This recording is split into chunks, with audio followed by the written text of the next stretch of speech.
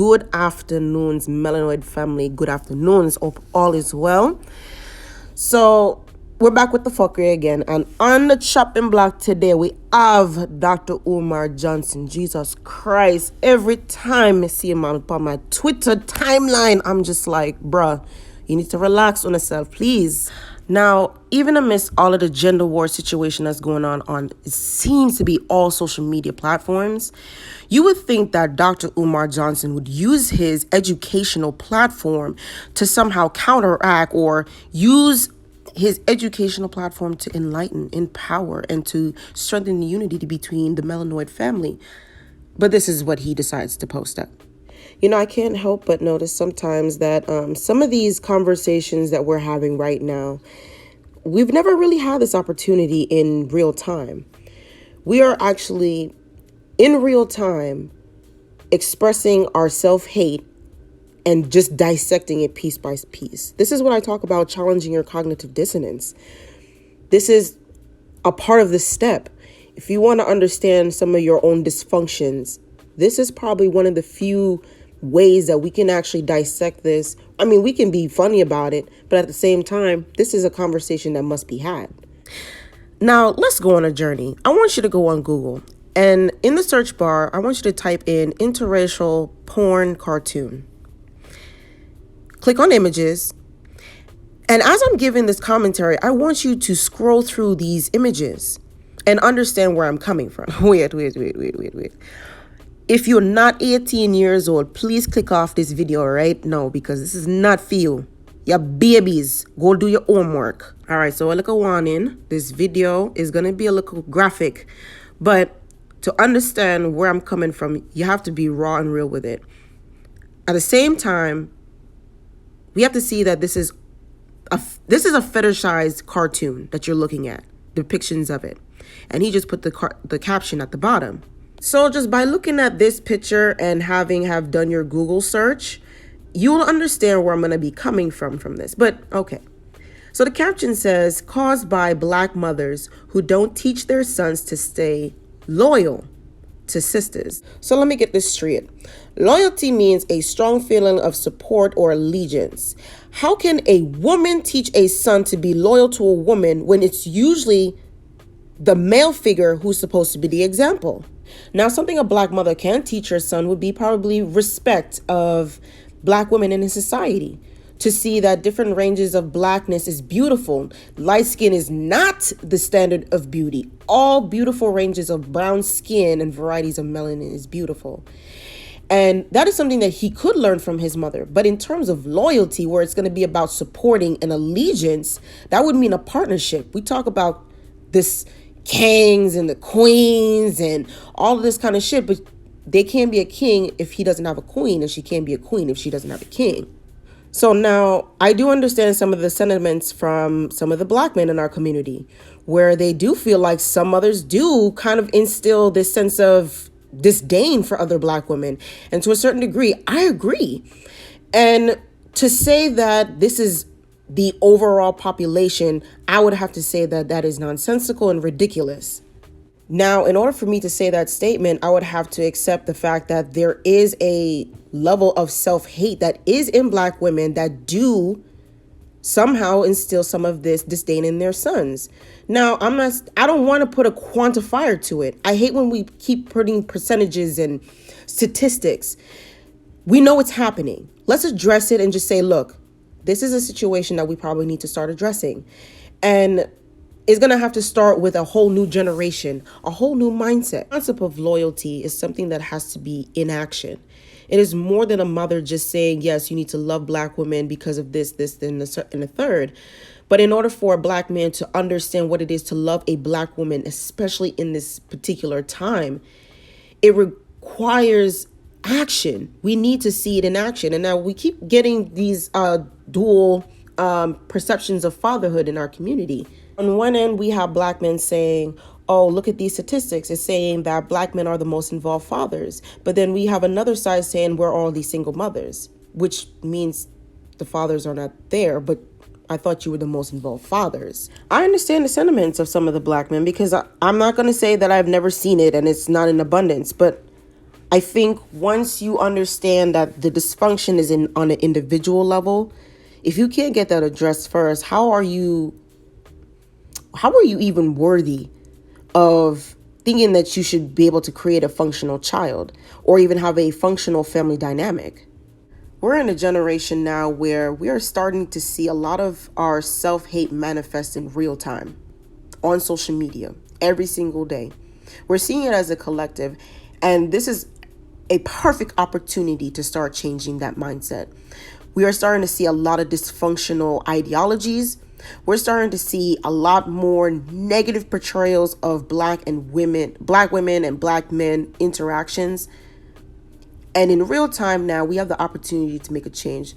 So if one thing that we need to start doing way before addressing economics, politics, even religion, is something that we have to start addressing the self-hate that's within ourselves. Man, I know it's going to be a hard thing for people to do because it will be much easier for people to get on code when it comes to economics and addressing their own self-hate. You know how long it takes for someone to warp their mind to a whole different understanding? But I guess right now, hindsight is 2020. We're looking at society now for what it is. And it's either you accept reality or you continue to play the cognitive dissonance. And it's going to get a lot of us killed. This family unit situation, you have to start really thinking about the child, what is good for the child. What the child sees is what the child is going to grow up to understand. You have to be realistic with your child. And I think once the child starts seeing propaganda on TV, they start seeing things a lot differently. You need to start setting a standard in your household. That is a responsibility on both parents. Both parents need to have the mentality to learn how to teach their son this. This is something that needs to be done before you even have kids. This is one of the questions that we need to start having. Why are we not doing these necessary changes before we have children? We keep talking about how, our parents don't teach us enough. Our parents have failed us. Okay, I understand that, but you are a grown-ass person now. You have Google at your fingertips. You have all the information that you can ever need. Whether or not you want to start putting aside your egotistical ways and actually understand things on an unbiased level, you'll start to see that there needs to be a duality in everything for there to be some type of function. A lot of the issues that we're having is interpersonal. And a lot of the growth that we're going to be needing in the near future, if not right now, is going to be a lot more than just chasing the bag and looking good. Because, those things are good. Getting your body right and get your mind right is something very important. Yes, getting your money up because we're trying to get this generational wealth popping, you know what I'm saying? But at the same time, in order for you to get it to where you want to liberate your people, you have to start understanding that you have to start addressing self-hate. A lot of these issues are deep-seated, man. It's not going to take 1 year or 2 years for this to be addressed. It's going to take a lifetime process. This is a dedication. And I know a lot of people are not ready for that kind of journey, but y'all keep complaining. Do you want to go on a journey of understanding, or do you want to just stay bitter? Because, look, bitter sounds great. It really does. But it takes a lot of energy, and it's not worth all of the anti-aging cream. I would rather just be free. And some of y'all just really don't want to be free-minded. But anyways, Dr. Umar did, include fathers. And he posted, yes, fathers are equally responsible. However, mothers are the first teachers of our children and are often the last.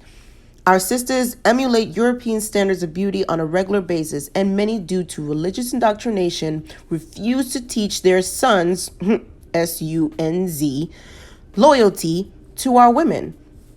Sometimes I feel like Dr. Umar is missing something, because if he's saying that, yes, fathers are equally responsible, wouldn't he also illustrate what it would be the roles of the father if he's going to be equally responsible? He's saying that the mothers are the first teachers, as if fathers don't teach. If we're talking about in the context of how a young boy is supposed to see loyalty to his mother, the person that gives loyalty to his mother would be a black male figure or a father figure in this case. I wonder why Dr. Umar Johnson doesn't question the intentions as to why black women have to do things that they do in the society. I don't see any of the videos of him explaining the intentions. And if there is videos of him explaining the intentions, why doesn't he not consider that in these 2 posts? Even amidst the gender war fiasco, it is shameful to see our so-called leaders be disingenuous about a topic such as parenting, knowing full well that this person, this man, wants to help Black children, especially Black boys. By putting a blame on either sides and not understanding the duality of parenthood is irresponsible on his part. But people are still going to love him, and people are still going to support this mindset. There's nothing more in this world that I want than the liberation of my people. However, it's coming to my understanding that a lot of us think that it can happen overnight. Like, oh, 2020 is such a wild year. We about to get all of this popping. No, 2020 is not even the beginning. The beginning of this started way before we were even born. The problem is we keep making the same mistakes over and over again. These kind of conversations that we're having, the white gal crisis, we're having those same conversations as we did hundreds of years ago. It wasn't instantaneous, but now we have the opportunity to start addressing some of these mindsets. Now, I know a lot of people are going to be upset about this, but I don't give a fuck. At the end of the day, we have issues on an individualistic level, and then as a collective, we are participating in our own demise. But anyway, I wish Dr. Umar can take his own advice. Maybe he just need to go listen to his old clips, because he was on some shit. See, this is what's wrong with you coons. You so in love with white folks that you can't even have a little compassion for yourself. Yes. You so in love with your oppressor that you can't even have a little bit of compassion for your own people. Yo, this man made me laugh so fucking much, man. But anyways, thank you guys for watching my video. Please like, comment, and subscribe. Follow me on Twitter and Instagram. If you have something to send me, you can send me there. And I'll see you later.